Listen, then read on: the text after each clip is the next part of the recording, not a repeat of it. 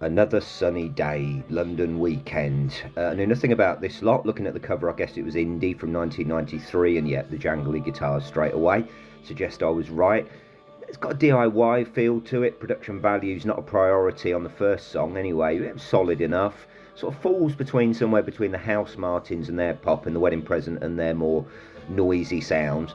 But I didn't find it had the energy of either. I'm sure John Peel would have been all over these in the old days. I mean, the obvious influence is the Smiths, a little bit too much, arguably, and track two just sounds like the Smiths, but the singers know Morrissey and the bandies know the Smiths.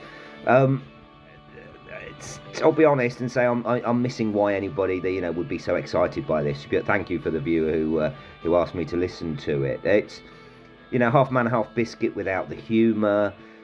A House of Love without the production. Most of the songs are nice, but a little bit forgettable, like on a tape on an NME cover that you used to get, sat in the back of the drawer somewhere. Wouldn't have been a standout track for me.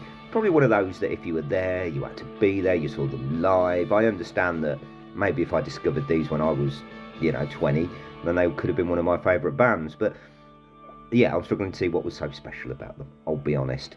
Track 8 comes back, and the You Should All Be Murdered. That was a real highlight for me. It felt like, it's a collection. I don't know if it's sort of in chronological order. But the second half of the album was better. Horse Riding was sweet. But, yeah, it just sounded like the Smiths, but not as good to me.